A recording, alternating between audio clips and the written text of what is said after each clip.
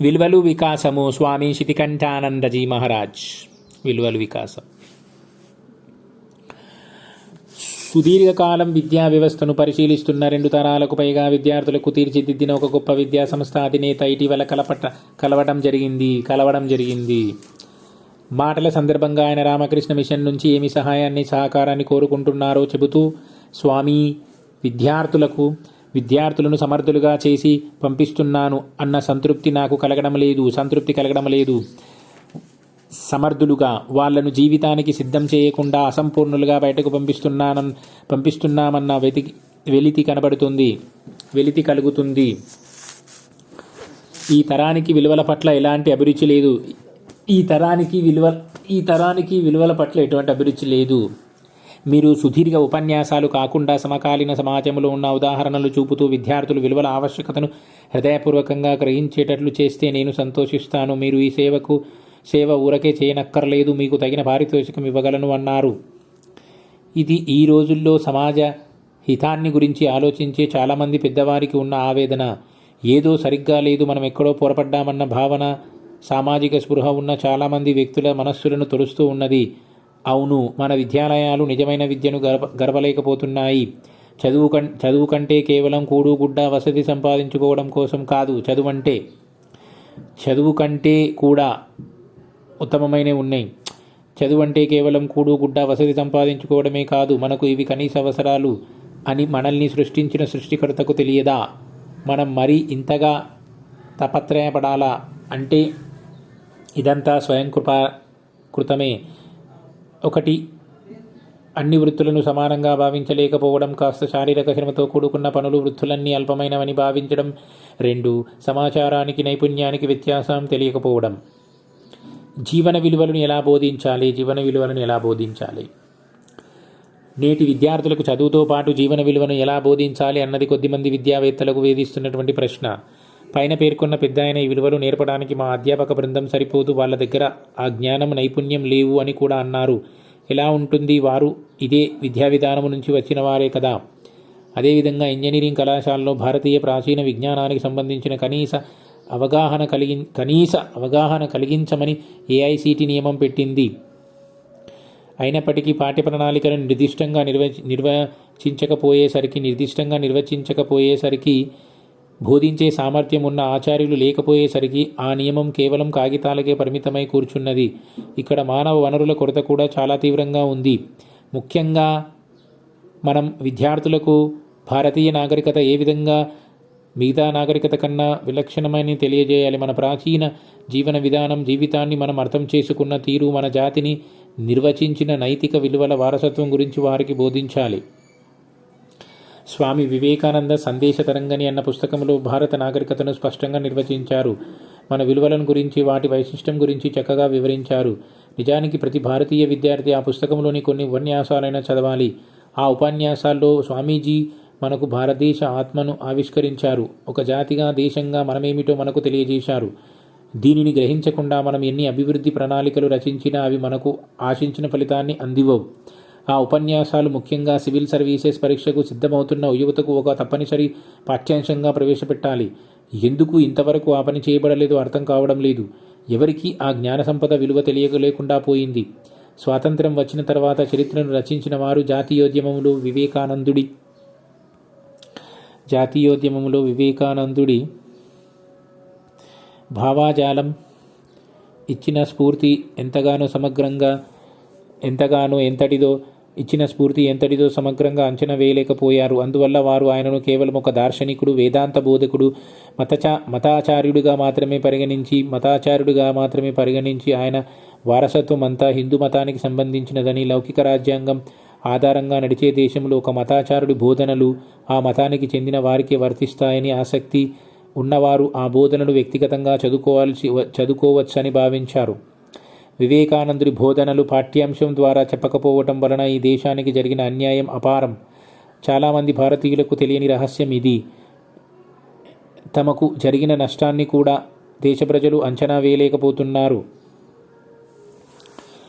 నేటి మన దుస్థితికి కారణం మనం నేడు చూస్తున్నటువంటి సామాజిక రుగ్మతలు, విలువలు లేని చదువులు, దేశభక్తి కొరవడిన ప్రజానికం, కార్పొరేట్ దురాశ, పర్యావరణ కార్పొరేట్ దురాశ, పర్యావరణ విధ్వంసం, అస్తవ్యస్త పట్టణీకరణం, పెరుగుతున్న మానసిక శారీరక అనారోగ్యం, త్వరలో పడ్డ అగ్నిలాగా మన జాతి వృక్షాన్ని దహిస్తున్న అవినీతి, వీటన్నింటికీ ప్రధాన కారణం వివేకానందను చదవకపోవటమే. స్వామీజీని అర్థం చేసుకుని ఉంటే ఇవేవి నేడు ఈ స్థాయిలో ప్రబలి ఉండేవి కావు. ఆయన గురించి సోదరి నివేదిత చెప్పిన మాటలు కూడా మనకు చెవికెక్కలేదు. భారతమే ఆయన గుండె కోశ, ఆయన ధమనుల్లో ధ్వనించినటువంటి స్వరం భారతం, ఆయన పగటికల భారతమే, రాత్రి పీడకలయు భారతమే, మూర్తిమంతమైన భారతమే ఆయన. భారతన్న పేరు వినినంతగా ఆయన ఆత్మ హృదయములో ఒక అలౌకిక భావావేశం ధావానాలంలాగా ఉప్పొంగేది అని వివేకానందుడి గురించి సోదరి నివేదిత చాటి చెప్పింది కదా. స్వామీజీ ఎన్ని విషయాలు చెప్పారు, ఆయన ఏ విషయాన్ని స్పృశించకుండా వదిలారు గనక ఎంత శాతం మంది నేడు ఆయన్ను చదవగలుగుతున్నారు. దేశ ఔన్నత్యాన్ని గురించి విదేశీయులతో ఔరా భారతదేశం ఇంత గొప్ప దేశమా అనిపించినటువంటి ప్రగాఢ దేశభక్తుడి జీవితాన్ని విద్య ద్వారా చదవలేకపోవడం మన దురదృష్టం. ఖ్యాతి చేసుకున్న పాపం ఏమిటంటే లౌకికమని రాసుకుని ఇలాంటి మహానీయులను స్మరించలేకపోవటమే.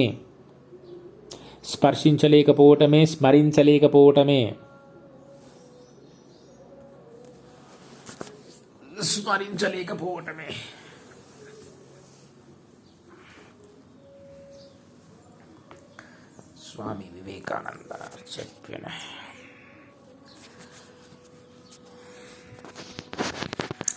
ఇదంతా కలిమహిమ, కాలమహిమ అని మనల్ని మనం ఊరడించుకోవాలి. కలిమహిమ కాక మరేమిటి? సాక్షాత్తు జగన్మాత ఆయన్ను పరికరంగా గ్రహించి భారత వేద ఘోషను మళ్ళీ ఆధునిక కాలంలో వినిపిస్తే ఆయన్ను కేవలం సంవత్సరానికి ఒకసారి గుర్తు చేసుకోవడానికి ప్రయత్నిస్తామా? ఇదేనా మనం ఆయనకు సమర్పించాల్సిన నివాళి? నేడు ఎన్నో ప్రైవేట్ విశ్వవిద్యాలయాలు వచ్చాయి. వాటి వ్యవస్థాపకుల్లో ఆసక్తి ఉన్న కొద్దిమందైనా చొరవ తీసుకుని వివేకానందుడిని, ఆయన సందేశాన్ని తమ విద్యార్థులకు పరిచయం చేయడానికి కొంచెం ప్రయత్నించాలి. తద్వారా వారు విద్యార్థులకు చాలా గొప్ప సహాయం చేసిన వారవుతారు. మనం విద్య ద్వారా తక్షణం చేయాల్సింది ఏమిటంటే ప్రతి విద్యార్థి మాతృభూమి ఔన్నత్యాన్ని అర్థం చేసుకునేటట్లు చేయడం. అలాగే అనాదిగా భారతదేశం గొప్పగా భావించిన ఆదర్శాలు త్యాగం, సేవ, పరోపకార్థం, ఇదం శరీరం అన్న ఆర్యోక్తిని అక్షరాలా ఆచరించి చూపిన మహానీయులు మన దేశంలో ఎంతోమంది ఉన్నారు. త్యాగమే దేశ ఆయుపట్టు. మన వేదాంతం ప్రపంచ మనుగడకు చాలా అవసరమైనటువంటి జ్ఞాన సంపద. ఈ అంశాలు ఇంతకు ముందు వ్యాసాల్లో చాలాసార్లు పేర్కొనడం జరిగింది. కానీ ఇక్కడ పునరావృత దోషం లేదు. ఈ విషయాలు మళ్ళీ స్మరిస్తే గానీ మన మనసుల్లో నాటుకోవు. మొన్న పూర్వాశ్రమ బంధువు ఒక ఆయనతో మాట్లాడుతుంటే పుస్తక పఠనం గురించి చర్చ వచ్చింది. ఆయన ఈ రోజుల్లో అందరూ వాట్సాప్కు అలవాటై వెయ్యికి ఒకరు కూడా పుస్తకాలు చదవడం లేదు. మీరేమో ఇది చదవండి అది చదవండి అంటున్నారు అన్నాడు. కొత్త ఒక వింత పాతొక రోత అనే సామెత. సాంకేతికత కూడా అలానే ఉంది నేడు. ఇవాల్టి ఆవిష్కరణ 2 నెలల తర్వాత పాతపడిపోతుంది. ఈలోపు ఇంకొకటి తీసుకురావాలి. అంత తొందరగా నేడు ప్రతిదీ పాతదవుతుంది. మనోపరంగా చూస్తే మనకు జీవితం చాలా బోర్ అయిపోయిందని చెప్పాలి. అయితే కొత్తదనం కోసం ఇంత ప్రాకులాడుట, దీనికి తోడు ఈ సాంకేతికతతో ఉన్న కంపెనీల వల్ల వాళ్ళు తమ వ్యాపారం కోసం వాళ్ళ వ్యాపారం కోసం రోజు ఒకటి తయారు చేసి మార్కెట్లోకి వదులుతుంటారు. ఫోన్ కంపెనీలను చూడండి. ప్రతి సంవత్సరం ఒక కొత్త మోడల్ అవసరమా? పాత మోడల్ అమ్ముకోకూడదా? ఇవన్నీ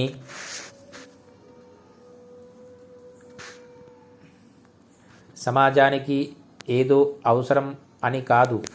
వ్యాపారంలో వార్షిక టర్నోవర్లను పెంచుకోవడానికి వాళ్ళు పాడే పాటలు. వీడియోలతో జ్ఞానం పెంచుకోకూడదా?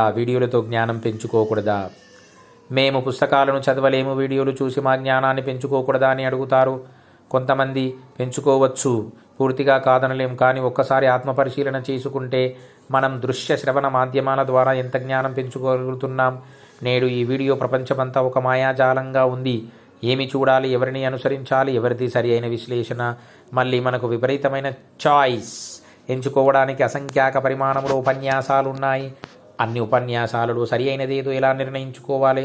ఇదొక పెద్ద సందిగ్ధం. ఫలితంగా మనకు నేడు సమాచారం పెరిగింది, సందిగ్ధం కూడా ఇంకా పెరిగింది. సమాచారం పెరిగింది కానీ అది విజ్ఞానంగా మారట్లేదు. మనం పల్లె జీవనాన్ని, ప్రకృతితో జీవించే విధానాన్ని పూర్తిగా వదులుకొని పఠన పక్షులమైన నుంచి మన ఆలోచన విధానమే మారిపోయింది. ఈ ఇబ్బడి ముబ్బడి పఠనీకరణ మనిషి ఆలోచన విధానంలో తీసుకువచ్చిన మార్పును అధ్యయనం చేయాలి. ఒకప్పుడు పల్లెలో ఉన్న మనుషుల ఆలోచన విధానం ఎలా ఉండేది, నేడు పట్టణాల్లో ఉంటున్నటువంటి వారి ఆలోచన విధానం ఎలా ఉంది, అప్పుడు ఇది ఆరోగ్యకరమైన మార్పు కాదని మనందరికీ స్పష్టమవుతుంది. వేగవంతంగా మారుతున్న ఈ సాంకేతికతను ప్రక్కన పెడితే మనిషి ఎప్పుడు అధ్యయనశీలిగా లేడు. అప్పుడు సమాజం ప్రమాదంలో పడ్డట్లే. ఆలోచించడాన్నే నేడు మనం అవుట్సోర్స్ చేశాము. మనిషి అంటేనే మనస్సు, ఆ మనస్సునే మనిషి వాడటానికి ఇష్టపడినప్పుడు ఇక మనిషి అనే నిర్వచనానికి మనం మర్చిపోయాము. దేవుడిచ్చిన మనస్సును పొరుగు సేవలో వదిలివేయలేం. ఇది సాంకేతికత వలన మానవ సమాజానికి కలుగుతున్న ప్రమాదకర పరిణామం. పుస్తకాలు చదవడు కాబట్టి ఆలోచనాశీలుడైన మనిషి ఇక అరుదుగా కనబడతాడన్నమాట. ప్రతిదానికి చాట్ బాట్లను అడుగుతున్నామంటే మనం ఆలోచించడాన్ని మెల్లగా అటకెక్కిస్తున్నామన్నమాట. విషయాన్ని క్షుణ్ణంగా అధ్యయనం చేయడం, విశ్లేషించడం రాను రాను తగ్గిపోయి పైనే మనిషి మాత్రమే మిగులుతాడు. అందుకే నేడు మానవ సంబంధాలు ఇంత వేగంగా క్షీణిస్తున్నాయి. ఆలోచన తగ్గిపోవడమే అతిపెద్ద సమస్య. ఇక వివేకానందుడి లాంటి ప్రజ్ఞావంతుడిని చదవడం అంత తేలికైన విషయం కాదు. మనం చదివి మన మస్తిష్కాన్ని ఉపయోగించి అర్థం చేసుకుంటే వచ్చే ఆనందం చాట్బాట్ల విశ్లేషణతో ఎలా కలుగుతుంది? అది మన సొంత జ్ఞానం అవదు కదా. అందుకని ధీ వికాసానికి ఇవన్నీ నిరుపయోగాలు. ఇదంతా ఒక పెద్ద రెఫరెన్స్ గ్రంథాలయం లాగా మనం ఉపయోగించుకోవచ్చు, కానీ మన స్వీయ అధ్యయనానికి ప్రత్యామ్నాయం లేదు. కాబట్టి గ్రంథ పఠనం అందరికీ అవసరం. అలానే ఆధ్యాత్మిక సాధనలు ఇక్కడ ఏ సాకును చూపెట్టడానికి వీల్లేదు. మహాత్మా గాంధీ గారు రోజుకు 70 ఉత్తరాలు రాసేవారట. ఎంతటి పనుల ఒత్తిడిలో ఉన్నా తన నిత్య ప్రవర్తనలో మాత్రం ఎన్నడూ మానలేదట. మనస్సుంటే సంకల్పం ఉంటే మార్గం ఉంటుంది. సంకల్పం లేకపోవడమే, అభిరుచి లేకపోవడమే అతిపెద్ద సమస్య. కాబట్టి ధీ వికాసానికి, ఆధ్యాత్మిక వికాసానికి పెద్దపీట వేయలేని సమాజాలను మనం తయారు చేసుకుంటున్నామేమో కాస్త ఆలోచించండి. ఈ విషయంలో ఎవరికి వారు తమ జీవితాలను తామే మార్గనిర్దేశనం చేసుకోవాలి. కాబట్టి మనకు విలువలు వికాసం కావాలంటే మన ఆలోచనలకు పదును పెట్టే సాహిత్యాన్ని చదవాలి. స్వామి వివేకానంద లాంటి ప్రవక్త, దార్శనికుడిని అధ్యయనం చేయాలి. ఆయన సరస్వతి పుత్రుడు. ఆయన్ను చదివిన వారికి సరస్వతి అమ్మవారి కటాక్షం లభిస్తుంది. కాస్త జ్ఞానం అంటుకుంటుంది. మనిషి మూర్ఖుడిలాగా మరణించకూడదు. జై వివేకానంద స్వామి. హరి ఓం.